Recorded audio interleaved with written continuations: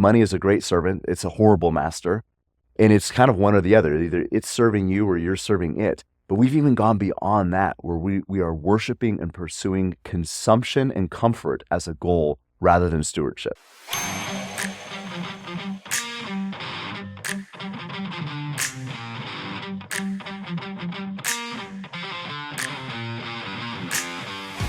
How do you take the lessons of financial planning from the rugged terrains of Alaska and make them universal?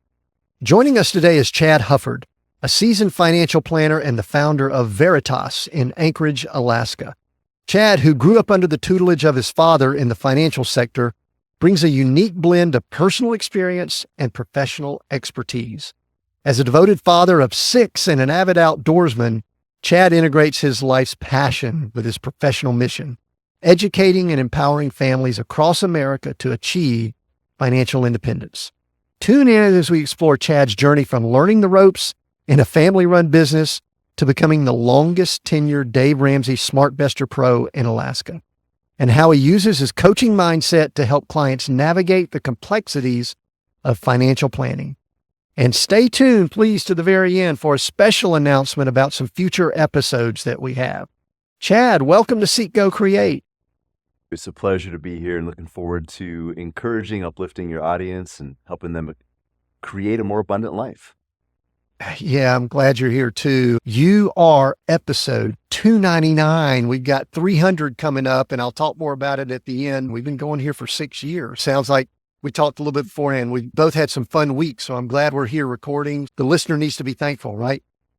Absolutely. And I just was reminding myself, as I was going through some of this, and some of the problems that I'm dealing with are problems that some people would love to have, and they're frustrating in the moment, but it's good to have perspective. Yeah. There's no sanctification that happens inside a comfort zone, right? No, it doesn't. It doesn't. We may talk about perspective as we go through here, because I love talking about perspective when it comes to money and finances, and looking forward to getting your perspective on just what it's like being in Alaska. So first question though, give you a choice here. Would you rather answer, what do you do, or who are you? Just pick it and go ahead and answer. What do I do? I would say professionally, I make sure people don't run out of money or purpose in retirement. And I think a lot of people in my field only focus on the first part. But if you run out of purpose before you run out of money, it's hard to experience freedom and abundance. And when I say abundance, I'm talking about so much more than just money, finances, and material things. In fact, I would say that's what I do more as a person, is try to empower people to pursue a better version of themselves and a life with more meaning and freedom. It's cool that you brought up purpose, because I think I picked up on that, but I didn't realize you would lead with it. My wife and I right now are hanging out in the warmth of Arizona in a 55 and older community.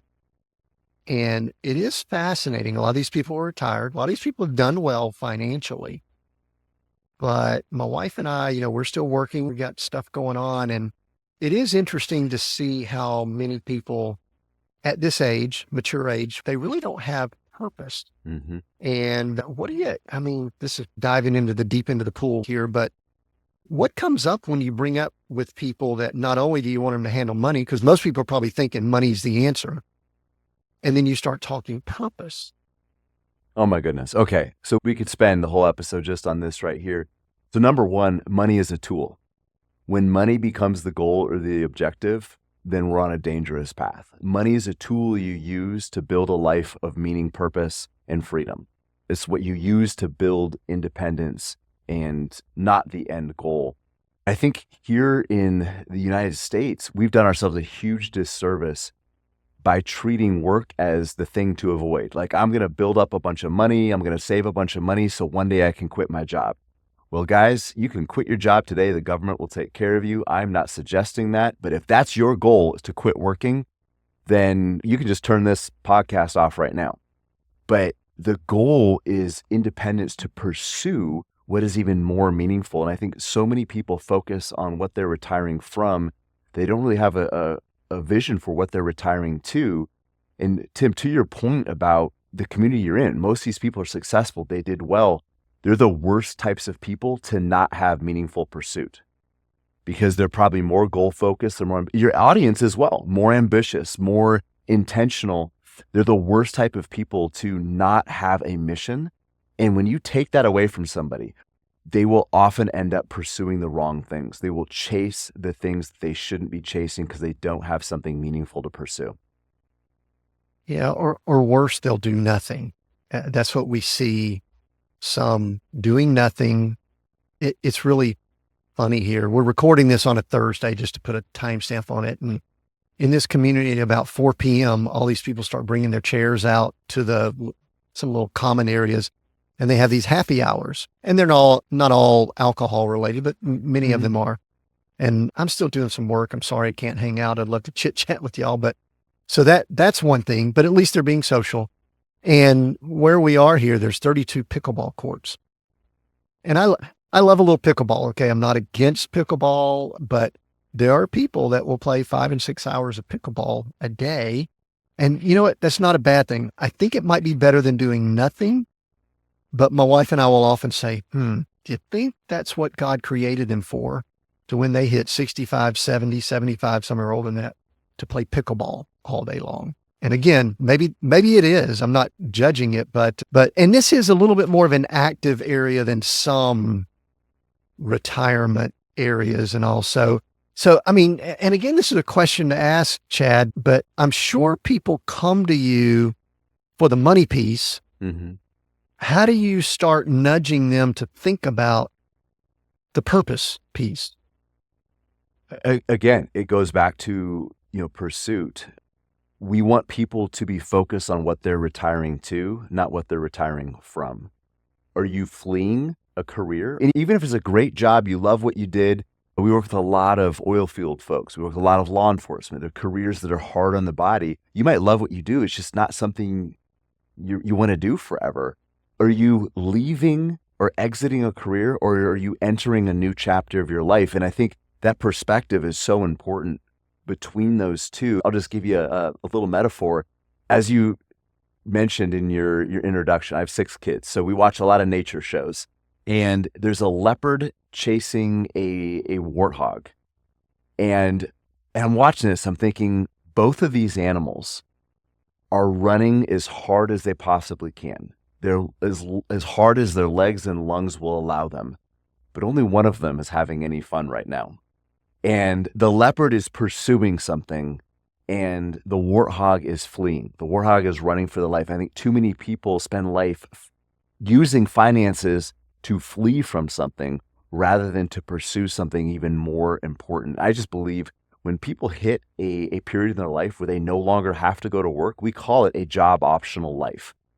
Not even retirement, but when people don't need to produce a paycheck anymore, I believe that's when they can have the biggest impact, the biggest years of impact than they ever had before, because they don't have to spend the time, the energy going to work, doing things that might not really align with their soul and their passion. So it's interesting, the fields that you brought up, and I'm sure you work with people outside of the oil field and also first responders and things like that, but those are, in my opinion, they seem to be physical type jobs, especially the oil field. And I could see that a lot of people would want to not have to work as hard physically. Do you see that in that oil field industry, or is that just me maybe reading it wrong because I have no knowledge of that industry? No, you're absolutely right. That's a big part of it. Another big part, at least here in Alaska, is a lot of these men and women, they're working above the Arctic Circle. I mean, there's actually a place in Alaska called North Pole, and we don't see Santa a lot, but it's a long ways past North Pole, Alaska. I mean, it's out in the middle of nowhere. And this time of year, they hardly see the sun. They're working sometimes in 40 below temperatures, and they're going weeks at a time without seeing their family. And again, some of these folks, they love what they do, not all the time, but they give up a lot. There's a lot of sacrifice. So we're not in a hurry to get anybody to retire, but what we are trying to do is get them to a place relatively early in life where they no longer have to produce that paycheck. They have the independence to transition to maybe a new career, maybe take a lower paying job here in town, but they don't have to do those things anymore if they don't choose to. And some people do. We have several actually. A couple come to mind. They're in their 70s that really enjoy what they're doing. They love their community. Their kids are grown. And that is like their family kind of, but we just want them to make that choice and not be dictated by their job or their finances. And I think, going back to your question about, people come to us for money, but again, money is just a tool. What we're trying to do is get them to think about what do you want your life to look like? Who do you want to become?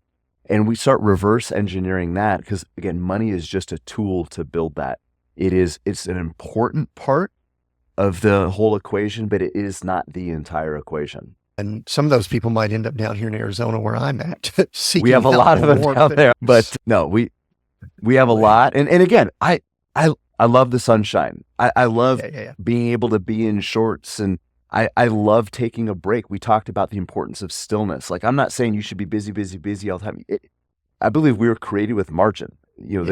God instituted the Sabbath. If it was important for God to take a rest, I think as human beings, we probably need it too. So I believe it's important to find rest and relaxation. It's important to have balance. But again, I just disagree with the fact that retirement is where you completely unplug and you have 20 years of weekends, just a 2-decade vacation. I've seen that happen, and I've seen a lot of emptiness and loneliness that come with that. And the people who are most fulfilled in a job optional life are the people who are still serving, they're still connected, they're still stretching themselves, they're growing, and they're making some of the biggest impact of their life. Right. Yeah. My wife and I have recently come to terms with both of our mothers are still living. My dad passed a few years ago. And we've kind of come to terms with what's going on in their lives is they really don't have anything that they're living for, nothing they're pursuing or going after. They're both in their 80s. And it actually has been a little bit, not depressing for us, but eye-opening might be a better term, that we are purposing not to be that way, not judging or throwing our moms under the bus or anything like that. And, this kind of brings up something really cool because I noticed that your father, you commented that your father had similar business and you learned some things from him. One of the things that has come up, because we've already recorded, this is episode 299, we've recorded 301 and 302. We invited some guests back that were 5 years ago, some of our first guests, and both of them, there became a theme of when people are reaching a certain age, how do we turn around and share wisdom as, we didn't call it old people, but as mature, how do we share some of the things we learned with younger generations? So I'll pose this in the form of a question. I picked up on that you seem to have learned a good bit from your father and growing up, and I want to ask a little bit about your growing up in just a little while, but talk a little bit about that role maybe that your father had in sharing wisdom, information with you as he matured. Do you know who Larry Burkett is? Does that name sound familiar to you, Tim? Okay, so a lot of people listening to this will be very familiar with Dave Ramsey.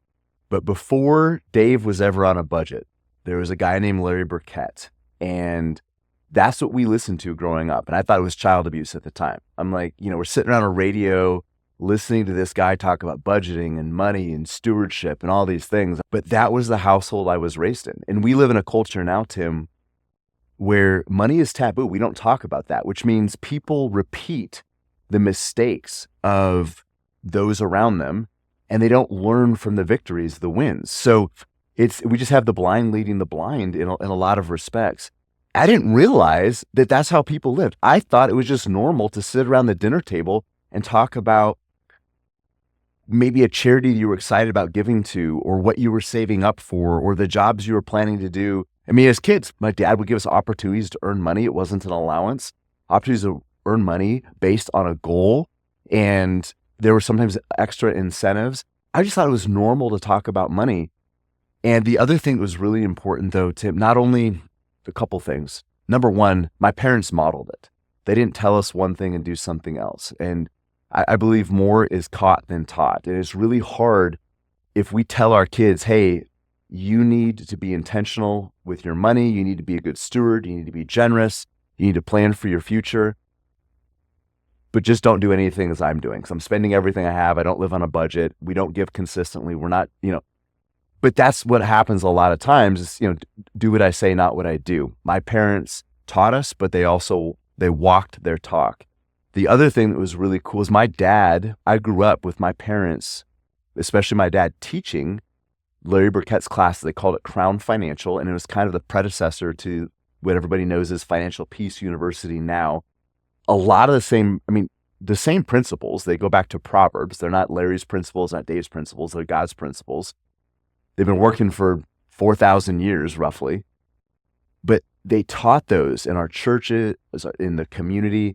And what I saw, Tim, was so powerful. I saw the impact that had, not just in people's finances, but in their life in general. Because when people started to take control of money and having discipline and victory in that area, it had a ripple effect into so many other areas of their life.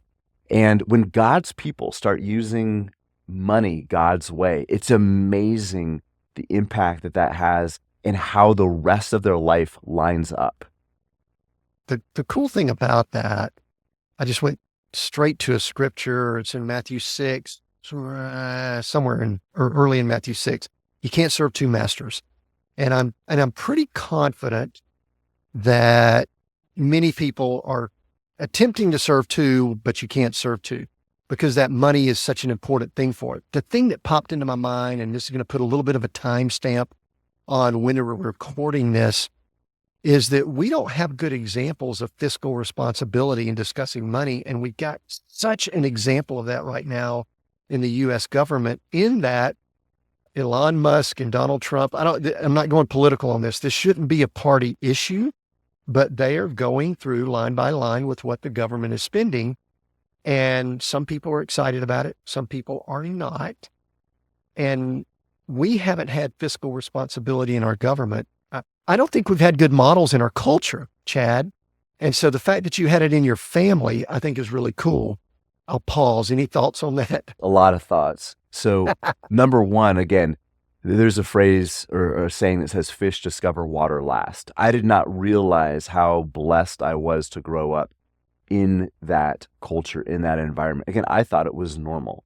The other thing, you're absolutely right, is we don't have good examples. And the people who are doing it well are doing it quietly. I had somebody in my office the other day, this was yesterday, multimillionaires, completely financially independent. They retired to go do missions work in rural Alaska, and they're wearing Carhartts and old beat up jeans. Like, you would never know it. And again, I'm not saying you need to be flashy, but the people who are doing really well, who are good stewards, who do plan for the future, are usually doing it quietly. And I think money has always been worshiped. Wealth has always been worshiped. But today in our culture, Tim, we don't even worship wealth anymore. We worship consumption. It is the exact opposite of wealth. When you see somebody on Instagram or TikTok or whatever kids are listening to these days, it's the fancy cars and the awesome vacations and the $4,000 handbags and the designer jeans. That's not wealth. That's actually the consumption. It's the spending of wealth. It's the exact opposite. So not only are we, as you said, drawn to serving money, and I believe money is a great servant. It's a horrible master. And it's kind of one or the other. Either it's serving you or you're serving it. But we've even gone beyond that, where we are worshiping and pursuing consumption and comfort as a goal rather than stewardship. Yeah, that's such a big topic that I'm not sure I want us to dive into, because it would be a great conversation. But I think the thing I want to dig a little bit on, Chad, is it's very obvious that you grew up in a household that they lived within their means. They spent less than they made. And I believe that I had an example of that. But one of the things I did growing up in the 80s, I just decided I was going to make me some money. It took me a while to learn that you can't spend more than you make. And I loved in the book, you talked about some of the homeschool things, and you painted a picture. Y'all dressed alike, not only dressed alike, but it was homemade clothing. And I had this vision of the Von Trapp family in Sound of Music. Would that be an accurate depiction of your family growing up? No, because the Von Trapps were talented and they could sing. Homeschooling looked so different than it did back then. Like we were homeschooled like, so hard. We were the most homeschooled. And there's no such thing as snow days. I'm here in Anchorage, Alaska. We get horrible ice storms, snowstorms, they cancel school. And that just meant for us, we had more time to do school. Mom's like, we're not going anywhere today. We're doing extra. If you got sick, there was no bringing soup and crackers to you in bed. It was, here's your math book. I'm sorry you don't feel good, but you can do this in your bed. Please don't get vomit on the math book because your brothers and sisters are going to have to use this same book too. My mom was a pioneer of sorts, and we baked our own bread. We ground our own wheat. I mean, we were weird. We were different. My mom made us matching clothes. We looked like a traveling Where's Waldo convention. I mean, looking back on it, it's funny now, but at the time I'm like, oh my goodness, this is awful. And my therapist says I'm well adjusted now. We grew up very, very differently. And as I got older, I realized how that was kind of a blessing, even though it was painful in the moment. And granted, we probably didn't have to be as different as we were, but being different is a superpower now these days, because our culture is we've made normal very unhealthy behaviors in our relationships, in our finances. The thing that you said, just living within your means, that is such a simple concept, but almost nobody does it. And it doesn't matter how good your investments are or how good your financial plan is. If you don't live within your means, you can't feed your investment. And that is the number one rule of wealth building: less than you produce. And so few people actually do it. Like, oh, that's simple. I know that. Well, then do it. It's like saying, well, I know I should eat less and move more to get in better shape. No, that's it. You got to do the simple things. Yeah, and it takes discipline and things like that. I want to talk about some of those in just a moment. But there's one other thing on the homeschool thing I want to ask. You mentioned you're okay now. You've gone through therapy and all that kind of stuff. But I also know, I think I read that you and Tiffany, y'all are homeschooling y'all's children. Being homeschooled yourself, and now you and your wife are homeschooling your children. What are one or two things that you are never going to do with your children that you had growing up because it was just too, I don't want to say traumatic, but it's like, okay, that we're not doing it that way. And then what are some things that's like, absolutely, this is one thing we're doing because you are still homeschooling. So what are some scars that you might still have from your experience growing up? So I would say overall, I'm very grateful I was homeschooled. My parents didn't do it perfectly. They're fallible human beings just as I am. We're not doing it perfectly, but the benefits, the blessings from that far outweighed any of the detriments. The isolation was hard. I'm an introvert, but there are definitely some very lonely times. And I know that affects who I am today. So, we're very intentional surrounding our kids with good kids from solid homes who are like-minded and trying to find kids that actually stretch our kids and challenge them. We also want to expose them a little bit to some of the craziness that's out there in the world. Some of our friends, the few we had growing up, some were so isolated and sheltered that they didn't have the opportunity to build up that resistance and resilience that you need. It's almost like having an immune system. You have to be exposed to some of it to build up that resistance. They need to know what's in this crazy world. They just don't need to be inundated and overwhelmed by it. Some of the things that we are trying to do, though, giving them the opportunity to also learn just practical lessons. And, we're not trying to raise good kids. We're trying to raise good adults, and getting them to interact very early on with adults, with our peers. My daughter started working here last year at Veritas and interacting with absolute phenomenal people on a regular basis. Kids will rise or fall to the standard that you set. And my parents set a high standard for us, and we figured out a way to meet it. So I'm definitely taking those lessons and the encouragement that I got from my family, showing us that all these limitations that people have on themselves are very much self-imposed. We're not going to accept the results that everybody else is getting, which means we have to have some different actions and behaviors. And so those are the things we're trying to teach our kids as well. Are you dressing them all alike? Are you making them all dress alike? Or, No, I wish, man, Tim, I wish we had a picture. Like people probably think, oh, he's exaggerating. No, I have pictures of our entire family. There was 5 of us kids, so 7 of us total, wearing these matching clothes with these horrible like red and blue stripe patterns. I mean, it was bad news. Now my wife will say we will have our kids coordinate, but they don't match. So for family pictures, special events, stuff like that, she's got a great eye for that style, but no matching clothes over here. Yeah, that does kind of bring up some of the not so positive stereotypes of homeschooling and things like that. But here's the thing. The reason I ask it a lot when I have people like that, we homeschooled our kids, is that people are flocking into the homeschool arena right now. And I think people that have done it, or your second generation homeschool, I think we need to share some wisdom because a lot of people are learning as they go. And so I do think that's a good thing. One of the things I was trying to think of how many people I've had on the podcast in the 299 episodes that were from Alaska. And I couldn't think of anyone. I mean, that we haven't had anyone, but what are some things that those of us in the lower 48 really should know about people that, your second generation, at least Alaska? Sounds like your wife is too. Y'all are Alaskans. What are some things that we need to know about Alaska and people from Alaska? Well, if you need some trivia, Alaska is the westernmost state, which makes sense. And we don't live down by Hawaii. That's just on your maps.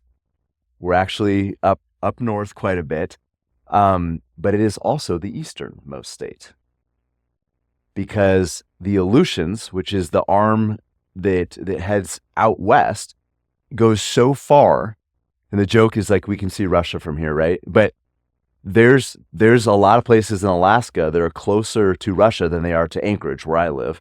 And it stretches so far, that it actually is in the Eastern Hemisphere. So Alaska technically is the western and easternmost state. It's also such a huge state.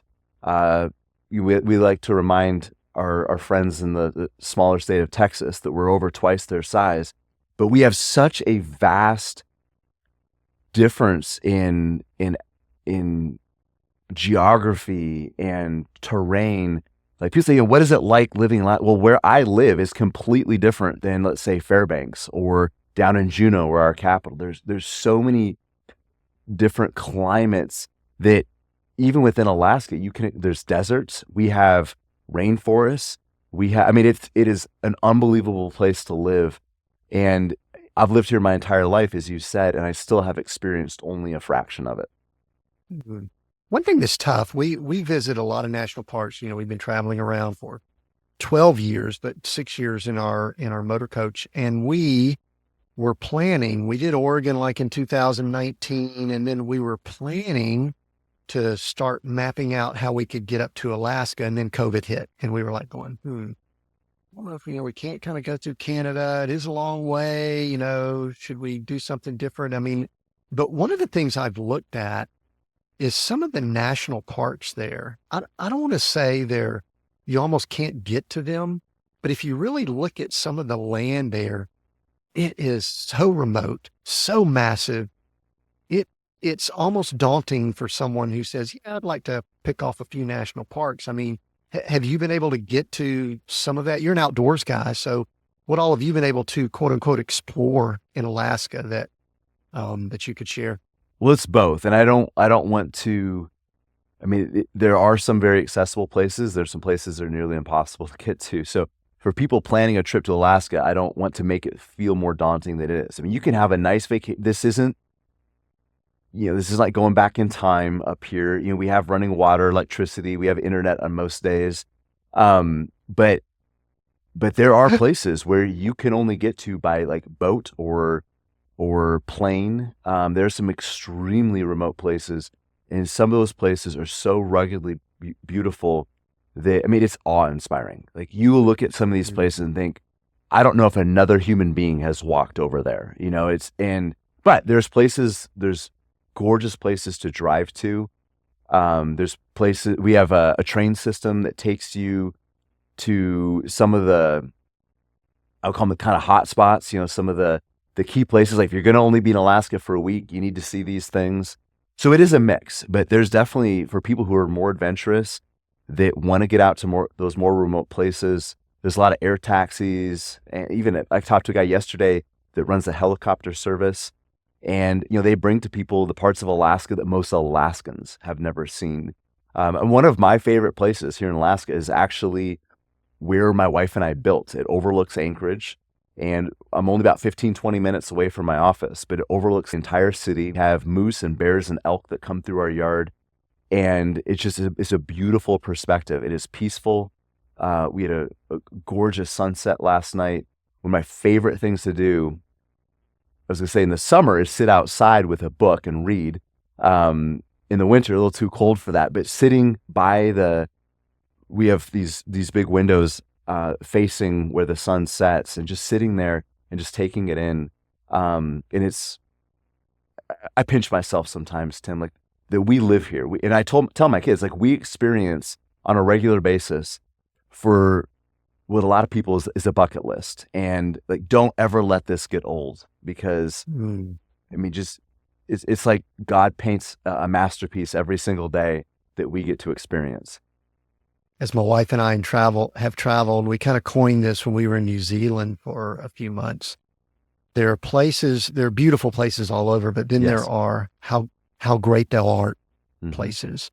And it sounds like you kind of described something that's how great thou art. Well, my wife and I are at 49 states, and Alaska is the only state we have not stepped foot on, done anything with. So it'll definitely be in our plans over the next few years to figure out how to do that. We've even discussed, we're not huge cruise fans, but we've considered doing a cruise just to kind of get it that way and explore it that way. So we shall see. Well, come on. Yeah. But one thing, Chad, I'm always intrigued by how people, I know your father was in the business roughly, it sounds like, and then you kind of moved into the financial business, but was it kind of a done deal that you were going to go into this industry, or how did that come to be? If there's a story behind it. I'll try to give you the short version because it's a longer story, but no, that was never the intent. I actually have a degree in biochemistry, and medicine was my path. And I was on my way to becoming what I thought was going to be a hotshot surgeon. And I met the woman who is now my wife, and she did not grow up like I did, Tim. She grew up in legitimate poverty. She remembers having Christmas in a homeless shelter. I mean, that's the kind of situation she grew up in. And what I realized is what she was really longing for was stability. She wanted a family. She wanted somebody to raise kids with. And not that you can't have balance as a surgeon or as a physician, but a couple of my mentors had difficult conversations with me, and they told me, they said, we know how you're wired, and if you pursue this path, it might own you and you'll love it. And that's the most dangerous part, is you won't realize what's happening because you're going to be so engrossed that you won't see that you're sacrificing your family for your career, but they will feel it. And that wasn't a trade I was willing to make. And I think I ultimately chose this because I saw my dad at every game. I saw him at every recital, every play, everything that we did. My parents were there. And not only there, but they were present. They're very much involved with what we were doing. And I wanted that. And I thought, my dad can make that happen in this career field, then maybe I can do that as well. So it did not start as a passion. It started as a very practical way for me to provide the family life that I wanted. I wanted to own a business. I didn't want a business that owned me. So I started from scratch and built it that way. But then my passion for this grew, especially 2008, 2009, as I saw the destruction that finances can have in somebody's life. Because our bodies, our minds cannot compartmentalize stress. When you're stressed about your finances, when you have anxiety and frustrations, they will bleed into every area of your life. And we saw that 2008, 2009. And I thought, this is where I need to be. This is where I can make the biggest impact. What'd you learn during that time that you could share with us? I learned perseverance in a new way. Sometimes there are no answers. There are only questions. And Psalm 119, 105 says, "Your word, Lord, is a light unto my path and a lamp unto my feet." And what I was looking for in 2008, 2009 was a floodlight, like that lit up the entire highway. And what I learned in that time is sometimes God only shows us the next step. He doesn't show us the whole path. He lights up just enough so we don't trip and so we don't go off course. But we don't get to see the whole road ahead, which is good, because if I had seen the whole road ahead, I think I would have quit. I don't think I'd be here today. I think I would have, not to say that medicine would have been a horrible contingency, but I think that's where I would have gone. It was a much clearer pathway, and I would have enjoyed it. And I think I still would have had been enjoying a wonderful life, but it wouldn't be the same as what I have. And I learned to persevere in the midst of extreme ambiguity. Yeah. Did you have financial clients at that time? Yeah, I started in 2007. It was just before. So it started with a baby on the way, with a biochemistry good timing, degree. man. Good timing. Like I said, I would never want to go through it again. And if I could have seen where the road was leading, I don't think I would have taken it. But God showed me just enough to take the next step. And I think that's one of the things that really hold people back is we want certainty. And too often we will trade away security and impact for certainty in the moment. And somebody's ability to tolerate ambiguity is a huge, huge indicator of the quality of life that they're going to live. The more ambiguity that you can stomach, that you can handle, I think the more potential and meaning your life is going to have. I mean, obviously that's a broad statement, but certainty gets a lot of us in trouble. And I learned to give up my need for certainty during that time. One thing that's cool, it came to me, is I actually think you have more credibility because you were in the industry during that time. Because one of the things I'm noticing in interacting with people here in 2025 is that there are many people that have totally forgotten at that time. They know nothing about history. Some people that have forgotten what went on in 2021, 22 also. Sure. And, I still have scars from 08, 9, 10. And I think it brings perspective. I love the word perseverance you brought up. I think in the book, you talk about the importance of just being consistent and steady. Those two aren't the same word, but they're really related, especially when it comes to financial planning for the individual. Talk about the importance of just consistency. Well, I think perseverance, you could even define it as consistency under pressure or consistency amidst trials. So it's consistently doing the thing when you are faced with challenges. And consistency is hard even on the best days. You already mentioned you're recording early in 2025, and the gyms are already empty. Everybody was gung ho about 2025, new me, new year. This, gonna get my body back, all these things, and they go out, and these people haven't worked out in 20 years, and they're downloading like Navy SEAL workouts, trying to do what the special forces do, and they burn out. It's not what you do one day. It's what you do every day that matters. And the people who are successful in relationships and business and money, in finance, I mean, they're not necessarily doing things completely different from everybody else, but what makes them different is they do consistently what most people do only sporadically. So it is consistency under fire that is absolutely necessary to build meaningful and sustainable wealth, and I think to build even a meaningful life.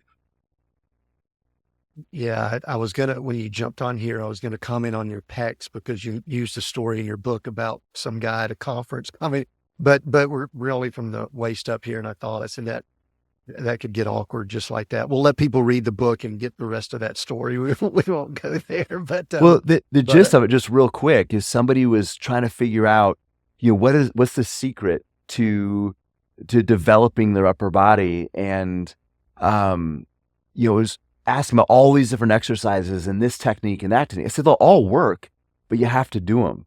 and Mm, just don't miss your workout. And yeah. that's the most important. So there's a lot of ways to build wealth. There's a lot of ways to love your spouse and to show appreciation for your kids and to make them feel loved.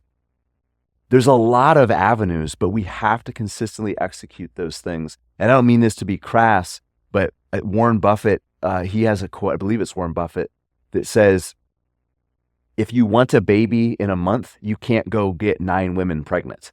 Like you can't go start all these different things and expect to speed up the process. It takes patience and consistency. You have to wait for time to develop. And I think too often people are looking for that shortcut. They're looking for the quick fix. We tell people all the time, this isn't about getting rich quick. It's about building wealth slowly and meaningfully. And when we look for shortcuts, we miss the paths that do work. It's kind of going back to the old tortoise and the hare. The tortoise wasn't sexy, wasn't flashy. He was slow and methodical, but he was persistent. He persevered, and he consistently took one step in front of the other. And that is exactly how your financial practice should work. I noticed with me, one of the flaws that I'm hopeful that the work that the Lord and I have done have removed this from my personality is we, for the longest, had real estate companies leading up to '08. I'm not going to tell you the rest of the story, but you can probably guess. And one thing I recognized about real estate, the way we were building it and we were very aggressive. We were buying 3 to 5 single family homes or other properties per month, is that my mindset was always that the next deal was going to position us, which is not the right mindset. I'm looking back on it. I know that was wrong, but what I realized was that was the emotional state that was driving me. And I realized when I was reading through your book, I was thinking through the lessons you have. They're steady, they're calm. And I realized that emotions at time, the next deal was driving a lot of my financial decisions and things like that. Talk about how emotion plays into this. It's all throughout the book, but I never saw you really call out emotions. But talk about the pros and cons of emotions when we're dealing with our finances. Well, it is an emotional journey, and we cannot disconnect our emotions from it. And I think that's one of the reasons why so much of the Bible talks about money. It's very emotionally charged, and it can get us off track if we're not careful. We are emotional beings. So I think emotions can get us in trouble when they start driving us. And this is one of the reasons we talk about life first. When people are coming to us for the first time, we talk, what do they want their life to look? We're trying to get positive emotions wrapped around what they're building long-term, get it beyond their money. But we also see the flip side of this. You mentioned 2008, 2009, where scarcity and fear emotions were driving people. And it's good to have some fear, but fear can't dictate our decisions. When our emotions start making our decisions for us, that's when we get in trouble. And I like what you said about focusing on the next deal. Like, I think that's very common. It's the next investment, or what is this, I found this new mutual fund. If we're looking external for some new tool, we're missing the biggest part that we have stewardship over, and that's ourselves. And here in our culture, we try to fix poor money management with more money. We try to out-earn poor financial decisions. A lot of those financial decisions are emotional. Maybe we feel insecure, and we try to, we're trying to buy things we don't need with money we don't have to impress people we don't even like, or we buy what we think other people will appreciate or admire. And what ends up happening is you can never out-earn bad money management. It'd be like somebody who can't drive, giving them a faster car. We talked before we started recording. My daughter's been in 2 accidents in the last month. She's okay. The cars are not. But like, I'm not gonna buy her a Ferrari because she banged up the Honda CR-V. Like, okay, we'll just give you more horsepower. that should fix it if you're just going faster. But that's what we do with money. People don't manage, they don't operate their finances well, and they try to solve it by just adding more money into the equation. And it actually intensifies those, maybe, I wouldn't call them bad emotions, but the control those emotions have over them. They don't get that part controlled. If their mindset doesn't get right, you add money that it's just fuel to the fire. Dave Ramsey says money makes you more of who you already are. It magnifies your strengths and your weaknesses.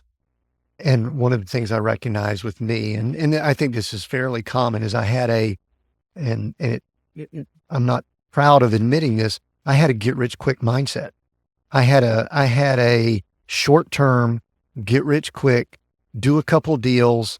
That's going to set you up, and then you can, I don't know, retire, quit, Right off do in the something. sunset or something. Yeah. Yeah, right off in the sunset, go off into it. And, I've even gotten in the mode, and I think a lot of people need to do this, of not really checking a lot of the financial news daily, because I think most of the financial news are training people to think short term. The Fed makes a speech and the market goes up or down by 350 points, and they're acting as if that is significant. I mean, it's not insignificant, but I mean, we're being fed this short-term mindset. And we're sensationalizing it, and we're teaching people that that's what matters. And we already kind of talked about this journey, right? The tortoise and the hare. The tortoise was steadily plodding along. If we take that step further, it's like a marathon. It's like a marathon up a mountain. But we're not going to be able to stay on the right path if we're always looking at something right in front of our face. It'd be like trying to read a book while hiking. You're going to probably fall off a cliff if you're hiking in Alaska. We need to keep our eyes on where we're traveling and making sure we're aligned with the path ahead. That's one of the biggest things that we do professionally, is actually create a path from where somebody is today, where they want to be in the future, something guiding their saving and investing decisions, and then hold them accountable to that path. But if we're always focusing on the news and the economic weather reports, we're focused on something so close to our face that will actually get us to veer off. And you're right, it's almost impossible to have a long-term mindset with so much emphasis on the short term. Here's the other thing that is, I think, equally important, is my industry, the financial industry and the news media, focuses on everything that you can't control. And we tell people, and I'm not saying me personally, my industry, we tell people how important it is. You said, what does the Fed say? What are interest rates going to do? What was the last jobs report? What are the inflation numbers? What's going on in Ukraine, in the Middle East? All those things, do they have an impact? Yes. But can you control any of them? No. So often people spend all their time and energy focusing on what they can't control, that they actually miss the opportunities to influence the things that they can control, and they give up their agency, and they end up in a state of victimhood or helplessness. That's interesting. As you were saying that, I've attempted to, my phone is actually my camera, so I can't pull it up here as an example, but we've got access to all of this data now, I think more than we need, but we won't get into that conversation. And one of the things I am constantly attempting to discipline myself on is, what do I look at every day? And for me, I don't look at the market. I don't look at stocks. I even don't really look at a lot of financial news. But I'm about to tell you, you're going to learn something about me here. There are two apps that I go to. I go to a cryptocurrency app that gives me the current price of Bitcoin and some other cryptocurrencies. And I go to my gold app that tells me the current price of gold. That probably also tells you a little bit about some things about where I stand politically and things like that. And I really am wanting to get to where I don't even look at those, because I can't do anything about them. Like you said, there's nothing that I can do. And so when you have clients and they're wanting to know things and they're saying, what do I really need to look at? Are you watching this for me daily, or do I need to watch it daily?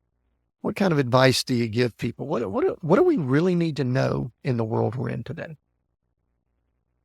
I think it's a balance between focusing on what we're actually trying to build financially, like where we're trying to go, where do we want our life to be, and what are our actions and behaviors today? How well are they aligned with that future?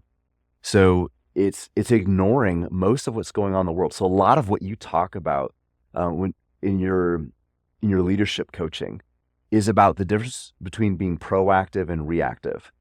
And we're reactive human beings. We will always be reactive to some degree. But the more proactive you are towards a long-term goal, the more you are acting on a plan, the less likely you are to react to the crazy world around us. And you said we're an information overload where we take in a lot of data and information, but we don't execute very well.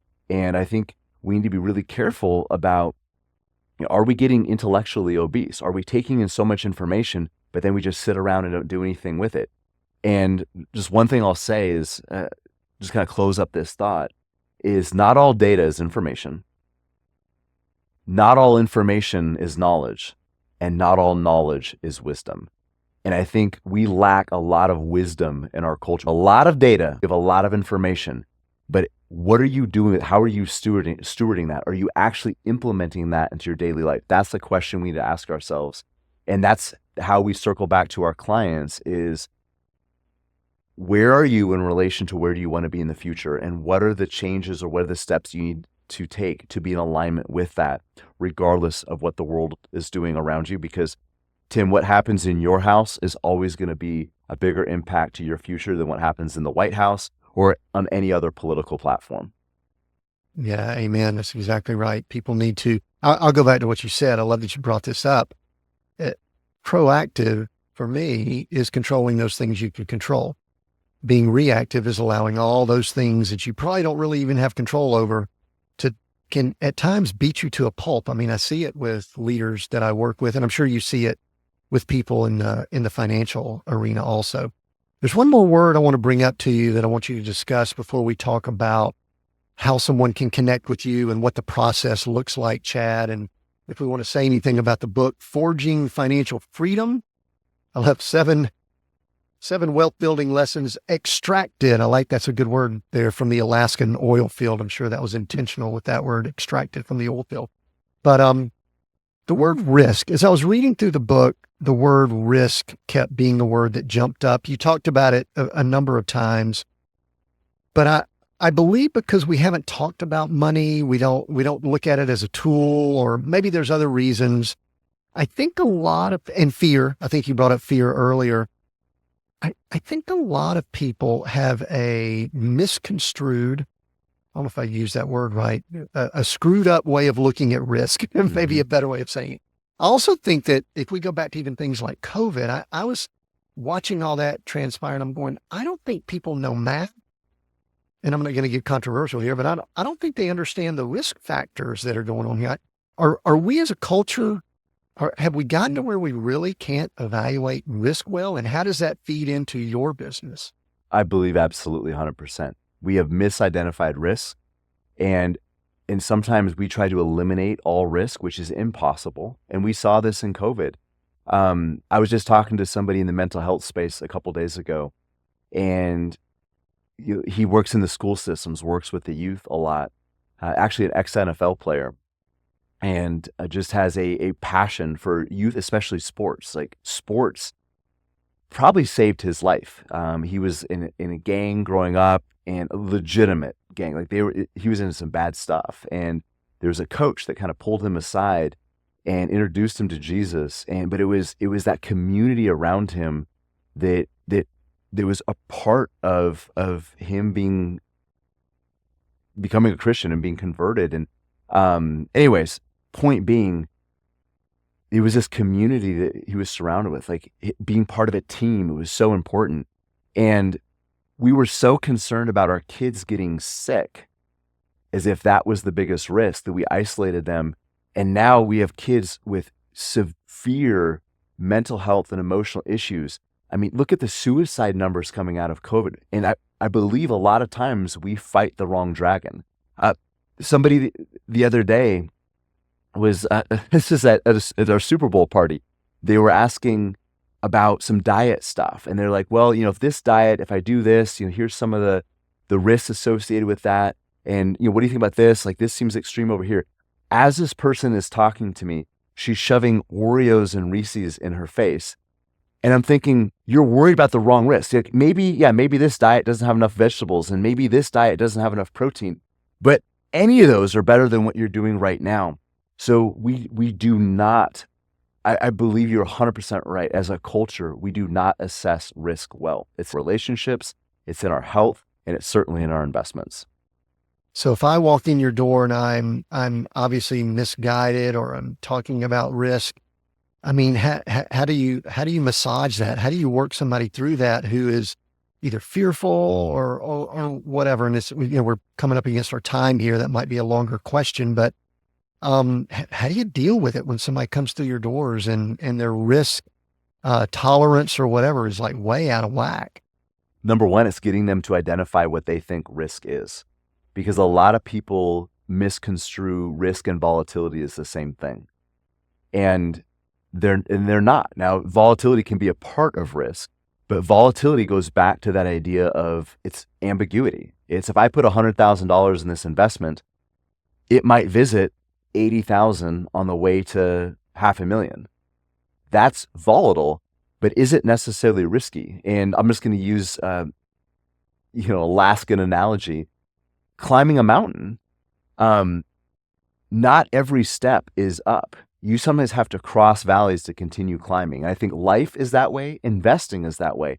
But a lot of us come into investing and life, we want a staircase. Better yet, we want an escalator. We just want to stand there and this thing gradually takes us up.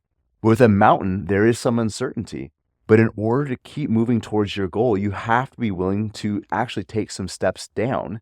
It doesn't seem like you're going the right direction. That's where a lot of people get messed up.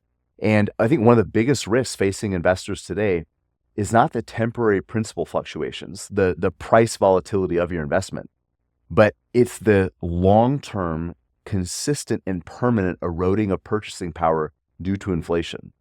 So even going back to when I was born, prices on most things now are 4 to 5 times higher than they were when I was born, which means it takes $5 to buy what $1 did 4.5 decades ago. And that is a huge risk. But going back to your question, Tim, about watching the news and the focus on the now and the moment and being distracted by short term, we get so myopic. We think that the Dow moving however many points in a certain day, that's the risk, when really it's our dollars being slowly chewed up by inflation. It's very subtle. It's usually quiet, maybe not in the last couple of years, but that's just one example of where we fight the wrong dragon. We try to stabilize principal at the cost of hamstringing our long-term purchasing power. And that's getting a lot of people in trouble today. Yeah, and it goes back to people aren't looking at long-term thinking, they're short-term, they're still looking at that daily. And I think that's a big thing that we're dealing with. Chad, tell me a little bit about the book, or tell the listener about the book, Forging Financial Freedom, and where they can get it. And then I've got 1 or 2 more questions here before we wrap up. I enjoyed it, by the way. It was, for a financial book, a nice, this is not a negative, a nice, quick, easy read with some good principles, and I appreciate it. Tell us why you wrote it and where people can find it. Well, just real quick, and then I'll answer that. Going back to this idea of risk, I think one takeaway that people can hear is a fixed income in a rising cost world is anything but safe. And I think we have confused stability with safety, and that's a big issue. And the other thing that I want to remind people of is financial independence is an income issue. We have to be worrying about our income long term, and we cannot solve long term problems with short term thinking. So that's the end of that. Why did I write the book? I wrote the book because a lot of people aren't thinking correctly. And the book is a little philosophical, but it's about mindsets, because we can't act right for 20 to 30 years if we have the right mindset. We might be able to fake it for a little bit. We might be able to to white knuckle it, but to truly engage with a path that serves our long-term future rather than steals from it, we have to think differently. So I wanted to change people's perspectives on how they view money, how they view investing, even how they view retirement, to get their thinking more aligned with an abundant future. I guess Amazon, all the places, that's where people can find it. Yeah, they can visit on Amazon, Forging Financial Freedom. And yeah, there's a Kindle version, there's a hardback version, and we're coming out with an audio one here soon. Good. Are you going to read it with that awesome voice you've got? Thank you. That is the plan. That's what's taking it so long to happen, because I just wanted to outsource it.